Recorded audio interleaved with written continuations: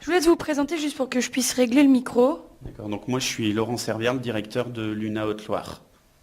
Alors du coup, vous venez juste de me parler d'une période de réforme que vous attendez depuis longtemps, justement, apparemment. Oui, on attend donc la réforme de la dépendance qui a été initialement repoussée par les gouvernements successifs depuis plusieurs années et qui a priori courant septembre devrait voir son aboutissement et sa concrétisation dans une loi. Parce que, comme vous le disiez, tout le monde attend finalement de rester chez soi, mais personne ne fait rien pour. Aujourd'hui, les conseils généraux sont étouffés côté finances parce qu'ils ne sont pas assez compensés par la Caisse de solidarité et de l'autonomie au niveau de l'APA et de la PCH, donc les prestations qui compensent la perte d'autonomie et le handicap.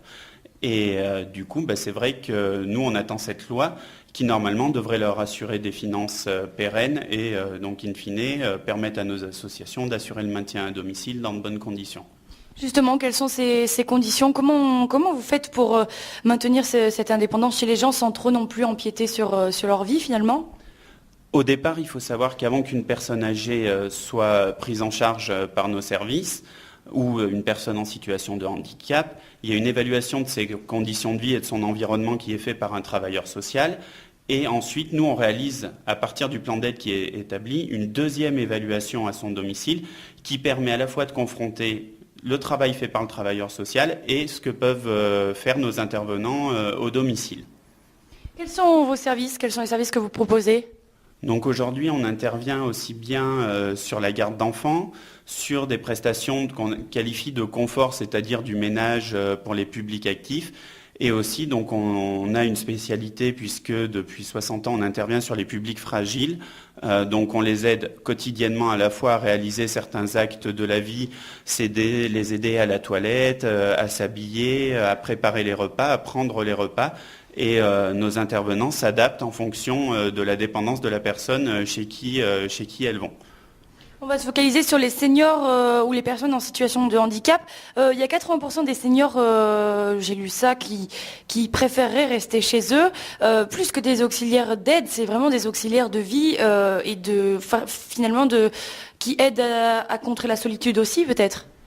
Oui, alors il y a deux aspects dans nos interventions. Il y a l'aspect technique qui est important, donc c'est pour ça qu'on intervient avec des personnels diplômés comme les auxiliaires de vie, puisque on n'aide pas à faire la toilette, on n'aide pas à préparer les repas chez une personne âgée ou ailleurs.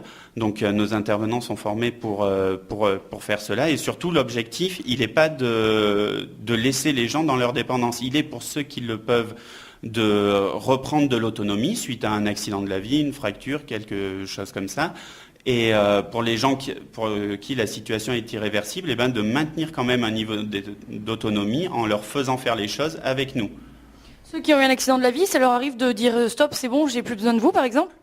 Alors, ça leur arrive d'eux-mêmes. Quand la possibilité s'offre à eux, bien sûr, ils le font. Et aussi, les aides qui sont à leur disposition sont temporaires, ce qui fait que, de facto, à un moment donné, ça s'arrête.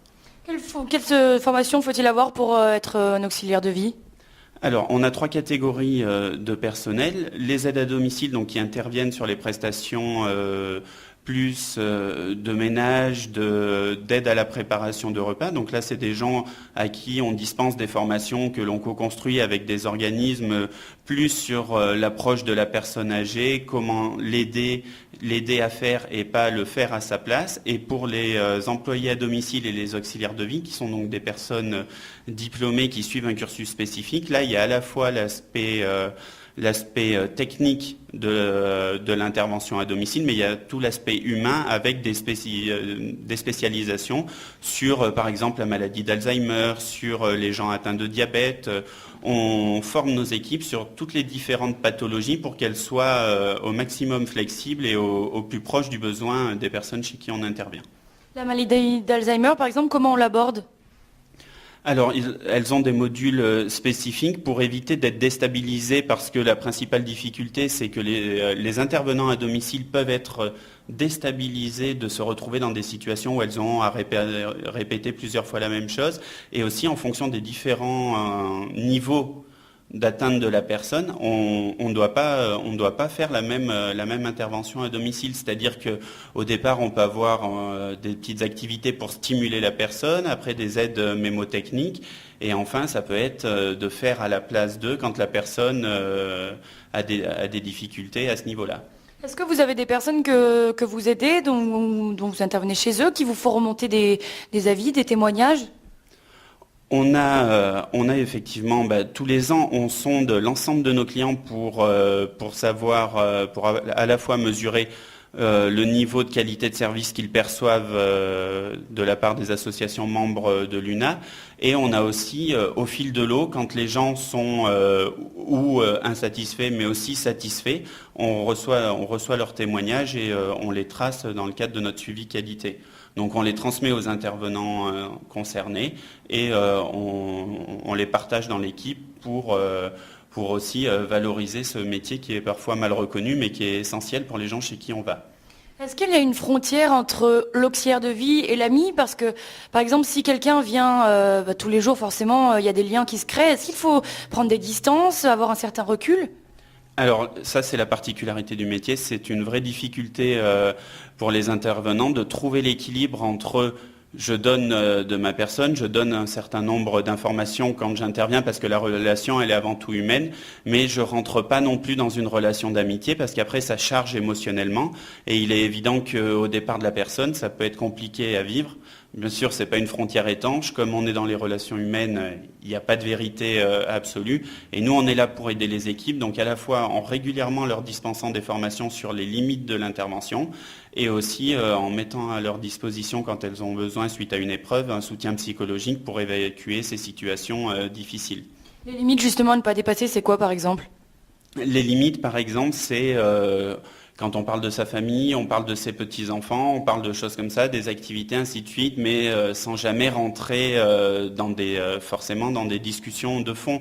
Après, on sait aussi que quand on va pendant des années chez une personne, il y a forcément des liens qui se créent, mais nous, ce que l'on souhaite, c'est que ça reste dans le cadre du travail, dans le cadre du besoin et du plan d'aide qui a été établi par le travailleur social, et que si ça doit déborder sur des choses personnelles, qu'on en soit informé pour justement essayer de mettre fin à ces situations qui après deviennent compliquées pour tout le monde.